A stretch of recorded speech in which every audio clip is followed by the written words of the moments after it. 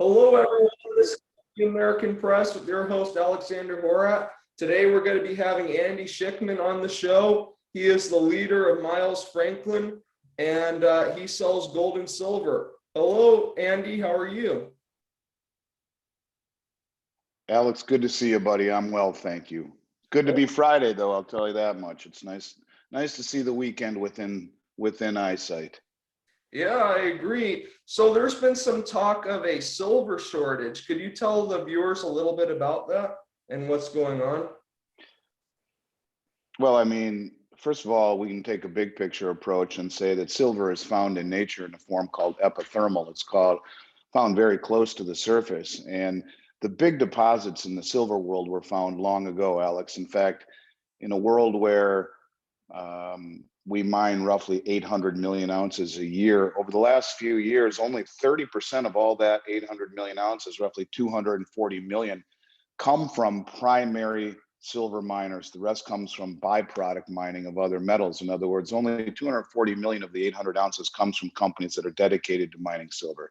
The rest of it, over 550, 60 million, come from mining things like copper and gold and other metals where they just stumble across silver.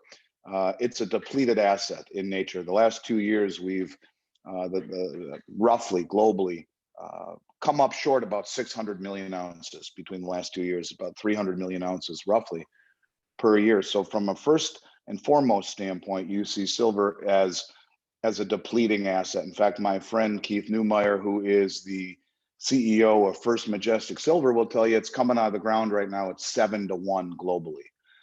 Meaning 7 ounces of silver found for every 1 ounce of gold. Yet if you divide the price of silver into gold, you get about 68-1.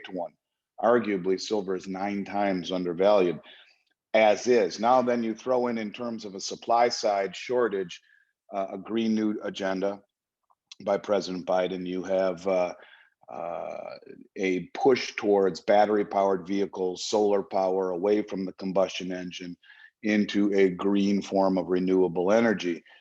You also have the Chinese Belt Road and Rail Initiative, which is the largest infrastructure project ever attempted in human history, connecting 70% of human population between Asia and Africa digitally as well. The need for silver in a digital green world. And then you throw into the mix what's happened over the last year and a half, and that is an awakening globally on the monetary benefits and aspects of owning metals. And the Wall Street Silver Reddit group, friends of mine, have gained 100,000 subscribers since February. This is a somewhat of a renaissance or an awakening into the merits of silver in an asset that is undervalued. It is massively needed in industry.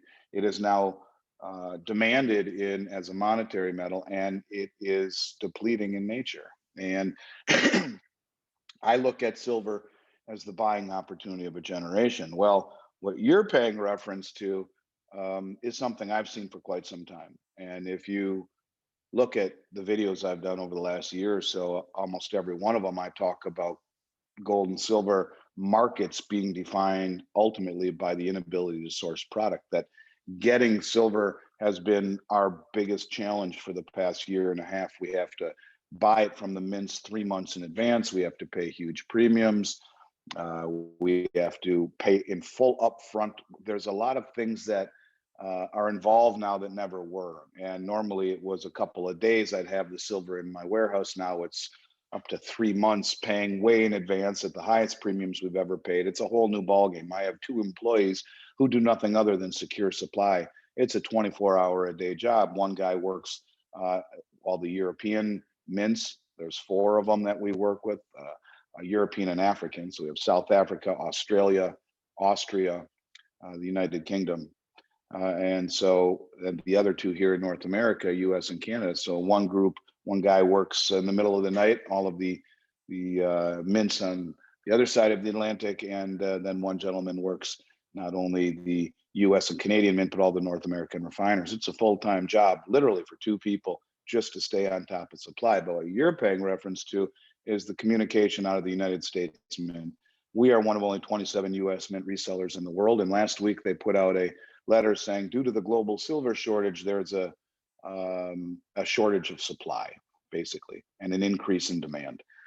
They have subsequently come out and said yesterday or the day before that, well, it's not really global, it's just blanks here in North America. We are perilously close to a major massive silver shortage globally, not only in terms of what's coming out of the ground, but it's being demanded not only by the new investors wanting to buy it, but also what's coming off of COMEX. The commodity exchange is witnessing more deliveries off of the exchange than they ever have. And last year, nearly a decade's worth of silver deliveries, over 330 or 40 million ounces was delivered off of COMEX, or delivered to strong hands on COMEX. And now this year, that trend continues with over about 150 million in the first two delivery months, March and May, and lots of it coming out of the building. Big money is pulling it out of COMEX altogether. First, they've been delivering it, now they're pulling it out. And this is really unusual. This is nothing I've ever seen in 30 years of business, Alex. So yeah, I look at silver basis supply demand fundamentals, not only monetary, but also industrial, in an asset that's depleting in nature, as the buying opportunity of a generation. But ask yourself this, Alex, you're a smart guy. What other asset can you think of that is demanded on both sides copiously? In other words, you look at an asset like copper, its main drive is industry, not monetarily. You look at an asset like gold, its main drive is monetary, not really industry. There's a little bit in industry, but not much. But you look at silver, and it's bracketed on both sides by heavy, heavy demand. It's a very unique asset that is demanded in industry and investment and is depleting in nature. These are all very big, big incentives for people to consider when looking at silver. Yeah, I definitely agree. So there's been some big news coming out since we last talked. We actually just saw that Russia just cut its dollar holdings and said that one of the things that they're going to be investing in now is gold, more gold. So what do you think of Russia doing this? Well, I think that it's part and parcel what they've been doing for a long time. And, one of the things that they said that for was because of sanctions. Well, if you look at what the BRICS nations have done over the last several years, Brazil, Russia, China, India, South Africa, the SWIFT system. And that's how the US punishes people, with kicking them out of the SWIFT system or fining them money, always through the SWIFT system, which is the global highway for transacting or transactions involving currency, US dollar. And so they said, fine, we'll sell off our dollars, we'll buy gold. But it's been happening. The Russians, the Chinese, and the Indians are the largest accumulators of metal in the world. In the case of China, last month they delivered 50 metric tons of gold to China, 40 to mainland, 10 to Hong Kong. The Chinese, the Russians, the Indians, they are all preparing to de-dollarize. Not only did they set up this system that mirrors the SWIFT system, which allows the US to impose sanctions, but China also opened up the Shanghai Gold Exchange so that they can usurp the petrodollar in settlement for energy. What I mean by that is that the Chinese Shanghai Gold Exchange has delivered 90 times more gold to the public globally than the COMEX has in the last 2 years. And the reason is that the Chinese also developed a Chinese petro-yuan bond. And this bond enables them to buy natural gas from Russia, to buy oil from Iran, pay these two entities and others in a petro-yuan bond, a bond denominated in yuan, which is immediately convertible into gold on the Shanghai Gold Exchange. So these groups, in particular, Russia, China, in particular, those two, and part of the BRICS nations, have developed a SWIFT system to usurp and to go around these types of sanctions that Russia is now facing. And that's why they're de-dollarizing, at least publicly. They've also developed a way to go around the dollar in settlement for energy. The handwriting is on the wall, as far as I'm concerned. And when you realize that this new this new Chinese Belt Road and Rail Initiative, which is connecting Asia and Africa, the biggest infrastructure project in human history, 70% of human population, 45% of global global GDP. It's all settling in the new Chinese digital yuan. So you're indoctrinating 70% of the world into a new currency system, one that I ultimately believe will be backed by gold. When the dollar starts circling the inflationary drain, they'll come out and say, fine, well, all this gold we've been accumulating and producing and haven't updated our numbers for years, well, we actually have north of 20 tons or whatever the number is, much more than the US does. And we're going to peg it to our new currency, the gold, and then watch what happens to the dollar. Then watch what happens to this country. I think it would be really bad and really scary. And I guess if I were going to make a prediction that surrounds these types of sanctions against Russia and China and the rest of the world, is that there will rise a currency, Chinese petro yuan, that will ultimately challenge the dollar for single world reserve status. Not the Chinese petro yuan, the Chinese digital yuan, sorry, will challenge the dollar for singular world reserve status. I think this is the very beginnings of it. And I think it's something people need to pay attention to. Yeah, definitely. You hit on some really big issues. And one thing, looking back into history, I wanted to ask you, do you think we're on the verge of another Great Depression? Well, what we are facing right now, if it weren't for Fed intervention, we would have already been in a Great Depression. And it's the Fed stimulus that has kept that from happening. I guess what I mean by that is that interest rates have to rise, and if they do, it kicks us into a massive depression, because you have stocks, bonds, and real estate all at all-time highs. And for the first time ever, they're positively correlated. Stocks and bonds forever used to be inversely correlated. It was called risk on, risk off. You would put money in stocks while you work, that was risk on. And as you get closer to retirement, you shift to risk off, that's bonds. Because interest rates have been driven so low, if interest rates rise, it collapses everything. And because there's so much debt out there, it collapses everything. And so when you talk about the present situation that we're in right now, you have the Federal Reserve buying the back end of the bond market, because when you have interest rates on the 10-year Treasury at 1.5% or 2%, but inflation running minimum 4% by transitory, they say, by the government's own admission. John Williams of Shadow Stats says we're actually at 10 or 11%, and that the Fed has lost control, and that we will head into hyperinflation next year. Well, if we see an event where they will fight it tooth and nail with hyperinflationary policy. So what I expect to see would be hyperstagflation, which is the worst of all. That's rising prices characterized by little or no economic growth. In other words, it's the Great Depression meets the printing press. But here's the thing, Alex. You and I were talking a bit off air, and we're talking about all the money that's in Bitcoin and all the money that's in the equity markets and in the real estate market, and all that evaporates whenever it happens. And what if simultaneously the Chinese issue the new digital yuan and say it's backed by gold, and now you see all the flood of currency coming home, which only exacerbates the inflationary problems and crushes the country even more. But here's the thing. When you talk about gold and silver, they are the only assets that are not simultaneously someone else's liability, period. And so they give you liquidity in a period of great counterparty risk and fear.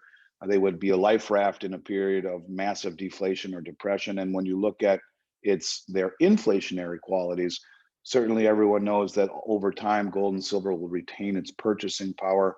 And I'll give you a quick example. If your parents decided to, let's say your parents inherited, let me do the math here, hold on. If we go back to, let's go 1960, the average price of a house was $17,000. I looked at this up on the, what's it called? The Census Bureau, and gold was 39 bucks. So that would be 435 ounces of gold. So let's say your grandparents gave your parents 435 $20 gold pieces. That their parents, their parents, so your parents' grandparents had passed down 435 $20 gold pieces. And you can see right here, that's a $20 gold piece right up there. And so is that right there. That's the executive order that President Roosevelt used. That's a $20 so gold certificate, if you can see that, it Yep. says payable to the bearer in gold coins on demand, and that's a $20 gold coin. So let's say that your grandparents passed it on to your parents, 435 of those, and in 1965 they're going to buy a house for 17,000 bucks, and they decide, should we pay for it, or should we sell the gold coins that our parents left us, or should we try to work it off and take a mortgage? And your mom says to your dad, hey, how about we do it this way? How about we put it under the mattress and leave it for our son someday, who's going to be born many years from now. And I know the numbers, the ages don't work out so well here, but the story will. So, okay, mom says, let's put the 435 ounces under the mattress in 1965. And today she decides to pull it out. Now, you're talking 55, 56 years ago, right? And that's earning no interest at all. We're talking about how gold protects itself in an inflationary cycle. The dollar has lost the majority of its value, especially since 1971, especially since 1913 with the Fed, but it's lost its value through inflation. So anyways, everyone talks about gold not earning any interest. I'm going to show you how it protects without any interest in inflation. So the coins have been sitting under mom's mattress for 55 years, earning zero interest, collecting nothing but dust. And if we realize that today the average price of a house is roughly $285,000, according to the Census Bureau, let's even call it $300,000. Those 435 ounces of gold, which would have bought that house for $17,000 in 1960, today, after almost 60 years of earning no interest, those 435 ounces of gold are going to be worth about $840,000. So now you're able to buy almost 3 houses for the same amount. In other words, this is a bathtub ledge, and here's the water underneath, and that's the currency. But gold sits right here on the ledge. And as the water goes up or down, it's the barometer by which we measure the strength of the currency. So it's not that gold has gone to the moon over the past 55 years, enabling you in dollar terms to purchase almost 3 houses. It's that the value of the dollar has declined so precipitously through inflation. So what gold does is that it doesn't make you rich per se, but whatever your standard of living is, it enables you to maintain it. So whether we see inflation or we see deflation, gold is the best thing to own, and it will protect you in an inflationary cycle by retaining your purchasing power, and it will give you liquidity in a world where counterparty risk will prevail when we see a depression or a deflation, if we see. Yeah, you're definitely right about that because, you're able to retain your purchasing power. I really think that, gold and silver are the best ways for people to save because, they're not offering interest at the bank anymore anyway. So with gold and silver, you can actually save. Well, how about negative interest? They're paying negative interest if you figure it out. I mean, when you look at interest rates on the 10-year treasury at 1.5%, but inflation running 2 times that, that's called negative real interest rates. Nominal interest rates are at 1.5%, 2%. Real interest rates, when factored against inflation, mean you're getting screwed. And anyway, you look at it, because paying no interest beats the hell out of accepting negative interest. And that's why when people talk about can gold and silver go down, well, sure, everything corrects and breathes in a cycle, but you won't see a major correction or an end of this bull market until nominal interest rates and real interest rates are above the rate of inflation.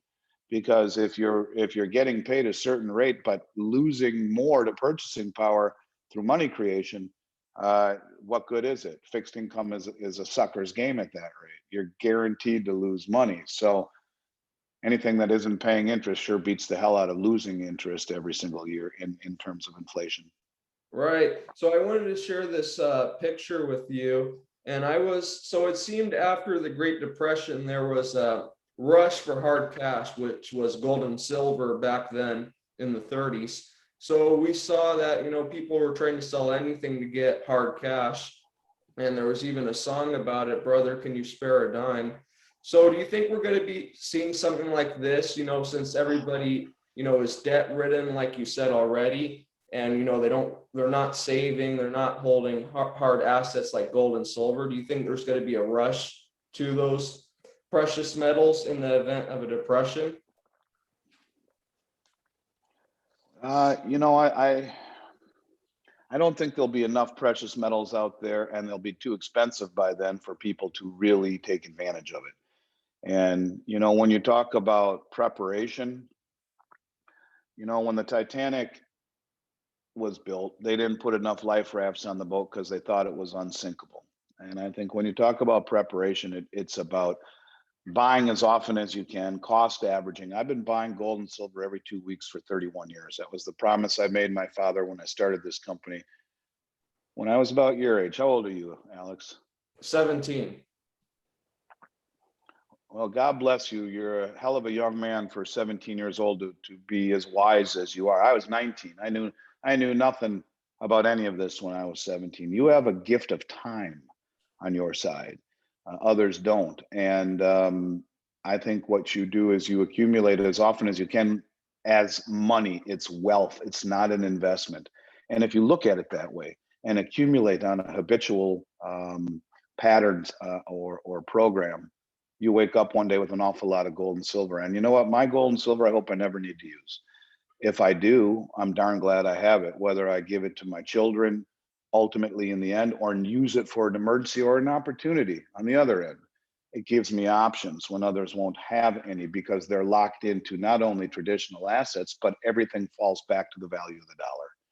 And so I think that the idea here is not to ask yourself how much gold and silver should I own, and I think everyone should own some. The question is, what exposure do you want to a currency at the end of its cycle? That's $140 trillion in debt. On top of the 30 trillion in acknowledged debt, you have Medicare, Medicaid, Social Security, government, military pensions, and a world of entitlements that are off balance sheet that all lend themselves to the largest debt in human history that will directly affect you and your children, Alex, and the previous generations, mine and beyond, have mortgaged your futures by spending money they don't have. In the last year, the current administration has spent nearly $7 trillion, and it took this country almost 300 to create. It's 31,688 years ago, or thereabouts. The game is rapidly approaching its end. And so do I think there'll be a rush to gold and silver? Yeah, there will be, but will people have success getting it? No. I think you need to buy it before it becomes obvious, just like anything. And that's why big money always wins. The big money for the past 2-3 years has been repositioning into gold and silver. You can see it by the central banks repatriating their gold from the London Metals Exchange and from the Bank of England. You can see it with gold being reclassified as a tier 1 reserve asset. You can see it as the huge amount of deliveries coming off of COMEX over the last year and a half. You can see the big money in the world is preparing and de-dollarizing for what's coming. And the rest of the people who are just locked into dollar-based investments and dollars will be the ones that will face the biggest consequences, because true diversification is a sampling of several asset classes. And anyone who thinks they're diversified but doesn't own anything that's outside the dollar truly isn't diversified, anything but. So anyways, yeah, I think there will be ultimately, but that'll be at the 12th hour. The idea is to buy it before it becomes obvious, and then you get some value with your purchase. Yeah, I definitely agree, because it seems most Americans are invested in a lie because they believe, dollars are worth money, Bitcoins are worth money. But the problem is, for me and for a lot of people, is that they carry no value within themselves. They're not payment within themselves. You have to believe their money. They have no use to humans at all in actuality. Well, gold and silver, like you said, we can use as, for industry, for jewelry. So I really do think, like you're saying, you could say the same thing about the U.S. dollar too, Alex. It's a piece of linen paper with dead presidents on it. So it's what people accept as money. And it's the same thing with gold. It's a rock, right? Well, it's been acknowledged by 6,000 years worth of history, all the way back to the Bible, that it's wealth. So I do understand what you're saying. I'm not trying to dispute you. I'm just simply saying that I think one of the things that you ought to do, maybe the next time we talk, is let's go over the 5 characteristics of money. And it's a very interesting exercise. And if you Google and look up the 5 characteristics of money, you'll see where things start to diverge a little bit. And Bitcoin actually does somewhat fit the 5 characteristics of money pretty well. And but to me, gold and silver fit it best. The dollar loses its credibility when you get to the 5th characteristic, which is the ability to not counterfeit it, to keep it in limited supply, and which gives it value. When the federal government can press a button and just create and create and create money, it's a problem. So yeah, so it's the 5. Click on that once. Okay, there you go.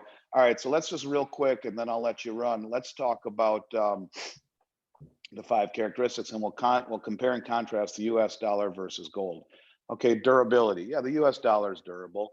You know, currency can be torn, whatever, but you can go to the bank and replace it. You get coins, you got it. It's durable, as is gold, of course. Portability, you can put $1 million of gold in a briefcase. You can put $1 million in cash in a briefcase. Portable, yes.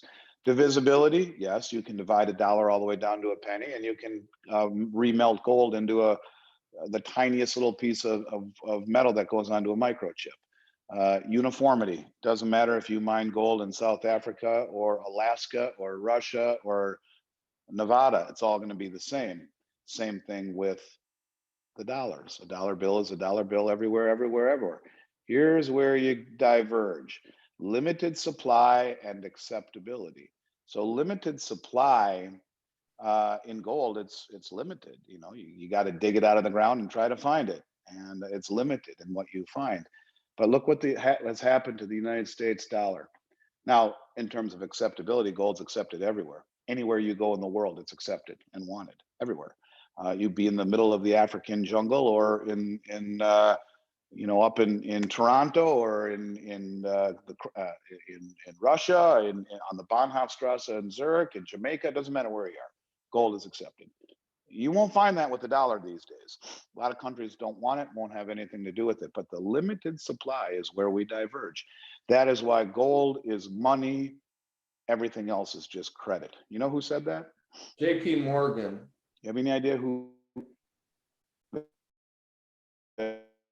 Attaboy, nice job. JP Morgan said money, everything else is just credit. And that's exactly what it is, because gold really is money. The dollar is currency, and it's a liability of the US government, but it's not money because of, it was money back here when this says payable to the bearer in gold coin on demand. That's when the dollar was backed by gold. But the gentleman up there, President Roosevelt, his first act of office in April of 1933 was to confiscate gold. So, and no longer then in terms of, well, it was still backed by gold for government's sake, but for the average Joe, no, it wasn't. And so the bottom line is that when the dollar was backed by gold, it was money, because you could convert that $20 gold note into a $20 gold coin. It was money. But once they took it away and have the ability to unlimitedly print it, like we're seeing right now, it loses its 5th characteristic of money, becomes currency. Never the case with gold. So anyways, that's what I'd like to take away from today's discussion, is that, you know, gold is wealth, has been since the Bible, will be when your great, great, great grandchildren are walking the earth, God willing. And, you know, that's what people need to understand. It's that this is not an investment, it's wealth. You go back to the biblical times, to pharaohs and emperors and queens and kings, and none of them called their gold dealer to buy gold. They all owned it as a form of immutable wealth that they would own and pass on to their generations, future generations. So that's my spiel for the day, Alex. I think that you're doing a yeoman's job of getting the word out, and especially people your age. And it's very heartwarming for me to see someone your age uh, picking up the torch and running with it, because there was a time when I worried that no one my age or younger would have anything to do with precious metals. But I've come to realize that the more things change, the more they stay the same, and everything cycles. And it's guys like you that I think have a very bright future. And if nothing else, you'll be okay when times get tough. But here's my one piece of advice to you: do what I did. Every 2 weeks, every month, whenever you get a spare few bucks, buy an ounce of silver, buy 10 ounces of silver, buy a quarter ounce of gold, buy whatever the hell you can as often as you can, and put it away. Pay yourself, because I still in my mind think I'm your age, 17 years old. I remember it like that. And that's what happens. That's how fast you wake up and find yourself 50 years old. And if you've paid yourself first all along, that's the thing about living. You never think that the future will come. It's the long ways away, and one day you wake up just like Rumpelstiltskin did, and there you are. All that time has gone by. And by paying yourself first, by putting money away in real wealth and historical wealth, you're going to give yourself a leg up that I guarantee you'll thank me for doing that, because little by little you don't feel it, and you wake up one day and find, wow, I got a lot of money, wealth put aside for not just an emergency. Maybe it's something really special, that first house you want to buy for you and your new wife and baby, or whatever it is. It gives you options when others have none, in a world where the dollar is beginning to lose value. And I think it will go from a trickle down to a rush, and a stampede out of the dollar into a new system. Whenever that comes, you'll be okay. Yeah, that's definitely true, Andy. I think, the dollar's going to go to the Venezuelan bolivar soon, like that. So I'd like to thank you for answering all my questions and being on the show again. And if anybody wants to get gold and silver, please check out milesfranklin.com. We'll leave a link in the description for everybody to check that out. And thanks again, Andy. You'll also want to mention the Free American Press or Alex's name, and we'll make sure that you get the best price in the country. And every sale we will do, we will contribute a little bit back to Alex and continue doing what he's doing, getting the word out to the public, and especially people your age, Alex. So keep it up. Good work. Good to see you. I will circle back with you next week. Sounds good. Well, thank you all for watching. God bless.